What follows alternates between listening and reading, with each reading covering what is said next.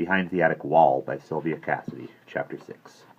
A massive bed stood in the center of the room, a massive bed with heavy carvings and a large wooden knob at each corner. Maggie approached it cautiously and slid her hand over one of the knobs.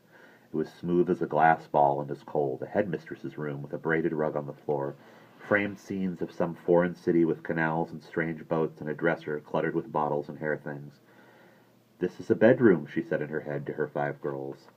"And this is a dresser, and these," she held up a clutch of pink objects, "are curlers." "Oh, what are curlers?" "You wrap your hair around them, and after a while you have a whole bunch of curls. Look, I'll show you."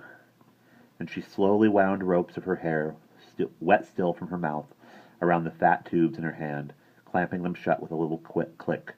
"Oh, how wonderful! What beautiful curls, all pink! No, dummies, these aren't the curls. Later when I take the curlers out, you'll see. I'll have beautiful curls all around my face." "Oh, lovely, what's this?" "That's a necklace. See this red stone? It's a real ruby. It's precious." Maggie cupped her hand and let the gold chain sink into a little heap, like a hill of sand over the red jewel in her palm, burying it. "See this tiny circle?" she said, pointing with her fingernail. "That's the clasp, and this is how you fasten it around your neck. See how beautiful it makes me look? Only rich people have necklaces like me." She stared at herself in the large mirror on the wall and turned one way and another until the stone at her throat caught the light and shone like a drop of crimson dew. "See how it sparkles? Oh, what's this?" "That's a bunch of keys." "Oh, what's keys?" "Keys are for unlocking doors. Look." And she led them to the bedroom door, where she tried one key after another until she found one that turned. "Oh, look what happens!" all the girls cried, as a little metal tongue shot in and out of its plate. "Come on," Maggie said, "let's see the other rooms." And she led the backwoods girls from the bedroom and down the hall. "Let's see what's in here," she said, opening another door, and stepping into a room not unlike the one she had just left, the other aunt's bedroom. Which one, green or brown, freckles or wrinkles, Harriet or Lillian, it didn't much matter. "Oh, look how big!" "Yes, it's big. Look what happens when I pull this string. The curtains open, and when I pull it again, they close. Now they open, now they close. It's magic. Watch. Open, close." "Oh, you broke the string!" "Right. I can break anything I want around here." "Oh, that's bad." "No, it's not. It's good. Look at this. It's perfume. Smell." And she sprayed a puff of mist into the air. "Oh, delicious. Spray some on me, and on me, and on me." "Okay, line up. You first, Anne," and she pressed the little rubber bulb 5 more times. "Now look at these. These are evening slippers. They are for going to parties." "Oh, how shiny!" "They're satin, silver satin." She rubbed their smooth skin against her thumb, her cheek, her upper lip. "Look how tall they make me." "Oh, how wonderful! May we wear them too?" "No, you're too poor. Anyway, you'd fall. The heels are too high for you." And she extended her arms to balance her way out of the room and across the hall to another door. "Oh, what room is this?" "This is the bathroom, dummies. See the tub?" "Oh, what's a tub?" "This. It's like the sink I showed you before, only you get in all the way. Watch." And she turned the taps on full force. "Here's how you take a bath." She removed the silver slippers and her socks and put both feet into the steamy bubbles. "It makes you clean," she said, stepping out again. "And this is what you use for drying yourself. It's called a towel, and you rub it back and forth like this until your feet are dry." "Oh, how wonderful!" said the 5 backwoods girls waited while Maggie slipped her feet into the silver shoes again. "Now follow me," she said, and led them down the hall to another silent door. This one opened to a bedroom just like hers, with a white metal bed, a dark blanket folded across its lower end, a sink, a drawer, a writing desk, a closet.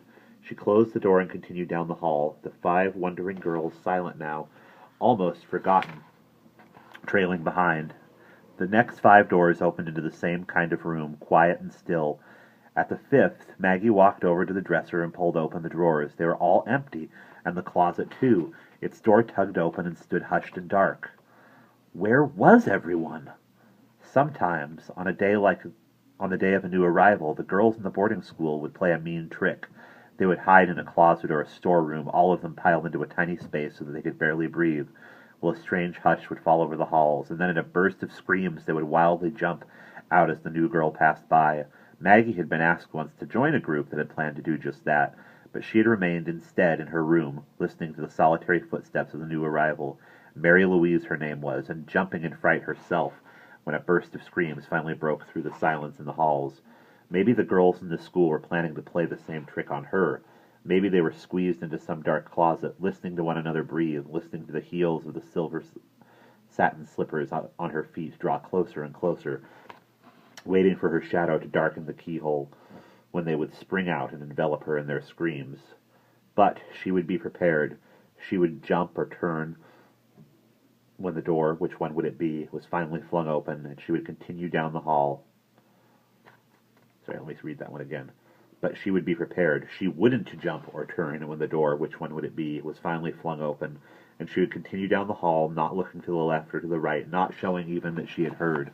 Still, she felt hidden ears straining for the sound of her footfall, and hidden eyes too, perhaps, searching through some unknown crack. "Oh, what's this?" the backwoods girls asked. They had reached the end of the hall, and were standing in front of the last door, bigger than the rest, and paneled in wood so dark it looked black. "This is another door," Maggie explained to the backwoods girls, and she cautiously put her ear against it for the sounds of breathing or a giggle muffled by a hand. "It's a big door," she went on, hearing nothing, and turning the handle. Surprisingly, she found herself not in another room, but at the bottom of a short flight of steps, ending in still another door. Maggie listened at the frame of this one, too, and then turned the knob. The schoolroom. Carefully she stepped inside. The desks, rows and rows of them, were the kind she had seen in books long ago. They were attached one to another in a kind of endlessness that made her, closing her eyes, feel quite dizzy. The seat back of one became the front of the next. The seat back of that formed the front of still another, and on, as though in a bad dream, although they did have an end, of course, and a beginning. The very first desk in the row had no seat front at all, just a back. Another door, narrow this time, and painted white, stood in the center of the opposite wall, and Maggie led the 5 barefoot girls across the room so she could open it. She turned the knob and then held still. A bare room. The backwoods girls asked no questions as she gazed into the sunlight pouring unchecked through the narrow windows. A bare room, and yet everything about it suggested the presence of someone suddenly gone. A darkened rectangle of floor varnish outlined a rug, now removed, and at the center of each wall hung a hook that held no picture. Wooden rods from which no curtains hung rested above each window frame, and a row of discolored circles marked the places where flower pots had once stood on the sills. The window looked onto the same garden she had seen from her own room, but now she noticed a swing, a single wooden board hanging by ropes from the branch of a tree. A breeze had stirred it slightly, and it gave a crooked start, once, twice, the only moving object in the frozen scene. Maggie turned away. There was a single door in the opposite wall. Did this house have no end? Was every room going to contain a door leading to another room in a chain as dizzying as the thought of the seats and the desks in the schoolroom? But this door opened only onto an empty closet. A single hanger swayed on a pole, and a strange silence swept over her like a hushed wind. And that is the end of Chapter 6.